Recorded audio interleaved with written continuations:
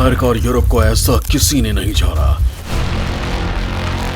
Ukraine युद्ध पर भारत ने यूरोप को सुना दी खरी खरी। भारत की गजब डिप्लोमेसी पर फिदा हुई दुनिया।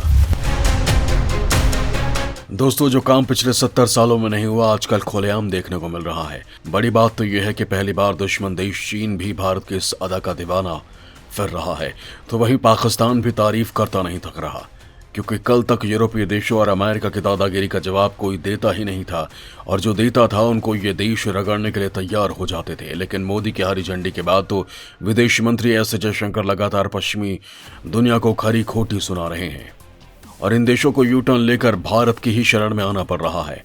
आपने खुद भी देखा है कि कल तक जर्मनी अकड़ दिखा रहा था, उसके चांसलर मोदी को लेकर पलक पावड़े बिछा रहे हैं। बाइडेन बिना तय कार्यक्रम के ही मोदी से बातचीत को उतावले हैं, तो वहीं जापान, ऑस्ट्रेलिया, ब्रिटेन के प्रधानमंत्रियों की भारत के साथ डिप्लोमेटिक टॉक आप देख ही चुके हैं। भारत की बढ़ती धमक को आप ऐसे समझ सकते हैं कि यूक्रेन युद्ध को शांत करने के लिए ही मोदी यूरोप जा रहे हैं, तो वहीं ब्रिटेन और अर्जेंटीना के झगड़े को शांत करने के लिए मोदी से गुजारिश की जा रही है। लेकिन दोस्तों, इस बीच भारत के विदेश मंत्री जयशंकर ने एक बार फिर भौकाल मचा दिया है। दिल्ली में आयोजित रायसीना डायलॉग में उन्होंने कुछ ऐसा कहा जिसकी कल्पना भी अमेरिका ने नहीं की होगी, और यूरोप तो सोच भी नहीं सकता है। तो बिना देर किए आपको वो बात बता देता हूँ, क्योंकि ये आपको भी गर्व से 56 इंच का कर देगी। किसी के बाप का ऑर्डर सुनने का आदी नहीं है भारत।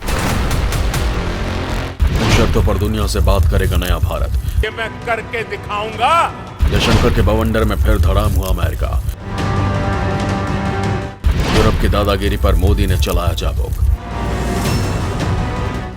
दोस्तों, मोदी सरकार के विदेश मंत्री जयशंकर आजकल एक अलग ही अंदाज में दिख रहे हैं। दिल्ली में भी उनका यही अंदाज दिखा। उन्होंने अमीर देशों और खासकर पश्चिमी देशों को कहा कि वो अब भारत से उनकी मुरादें पूरी करने की उम्मीद छोड़ दे। अब वक्त आ गया है कि दुनिया भारत को समझे और उसके अनुरूप व्यवहार करे। हम कौन हैं ये दुनिया सोचे, वो कौन है ये भारत ने सोचना छोड़ दिया है। दोस्तों, विदेश मंत्री जयशंकर ने पश्चिमी देशों को फिर से जिस तरह से रगड़ा है, उसकी पूरी दुनिया दीवानी हो गई है। एस जयशंकर के साथ यूरोपीय देशों के विदेश मंत्री भी शामिल हैं। उनके सामने बिना लाग लपेट जयशंकर ने कहा कि भारत अपनी शर्तों पर बाकी देशों से रिश्ते बनाएगा। इसके लिए हमें किसी की सलाह की जरूरत नहीं है। हमें दुनिया को खुश रखने के लिए ये जानने की जरूरत नहीं है कि वो कौन है, बल्कि दुनिया को ये जानना पड़ेगा कि हम कौन है। इसके साथ ही जयशंकर ने अफगानिस्तान और चीन के मुद्दे पर भी बिना कोई लाग लपेट कहा कि दुनिया हमारे बारे में सोचना शुरू कर दे, क्योंकि अगले 25 वर्षों में वैश्वीकरण का केंद्र भारत ही होगा। इतना ही नहीं, एस जयशंकर ने भारत की रूस यूक्रेन नीति पर सवाल उठाने को लेकर यूरोप का ताबीज बना डाला। उन्होंने कहा कि भारत की यूक्रेन नीति क्या होनी चाहिए, ये हमें किसी से सीखने की जरूरत नहीं है। पिछले एक महीने में एस जयशंकर ने पश्चिमी देशों को कई मुद्दों पर मुंहतोड़ जवाब दिया।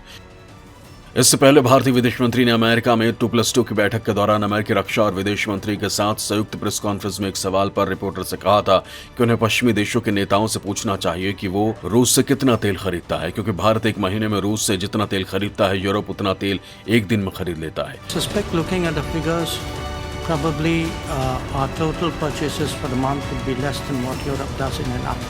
इतना ही नहीं, उन्होंने यूरोप को ध्यान दिलाया कि जब एशिया में नियम आधारित व्यवस्था खतरे में थी, तब आप वास्तव में भारत की चिंताओं को दूर करने के लिए पीछे की ओर नहीं झुक रहे थे।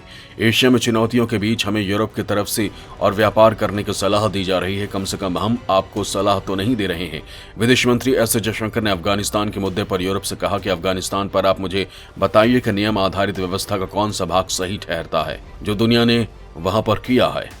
वहीं जयशंकर ने चीन को लेकर कहा कि पूरा का पूरा यूरोप एशिया में चीन के आचरण से पैदा हुए सुरक्षा खतरों के प्रति असंवेदनशील रहा है। यूरोप उस वक्त भी असंवेदनशील था जब बीजिंग एशिया को धमका रहा था, और जब बात यूरोप की हो रही है तो वही बहस हो रही है कि यूरोप में जो कुछ हो रहा है उसके लिए एशिया को चिंतित होना चाहिए, जबकि एशिया में तो ऐसी चीजें आज ही नहीं पिछले 10 सालों से ऐसा हो रहा है। लेकिन यूरोप ने कभी मुड़कर नहीं देखा। ये यूरोप के लिए जागने का समय है, और केवल यूरोप ही नहीं बल्कि एशिया की तरफ भी देखने की जरूरत है। जयशंकर ने आगे कहा कि एशिया में आतंकवाद और अस्थिर सीमाएं जैसी समस्याएं हैं। हमें ये भी समझना होगा कि समस्याएं आने वाली नहीं बल्कि आ चुकी हैं।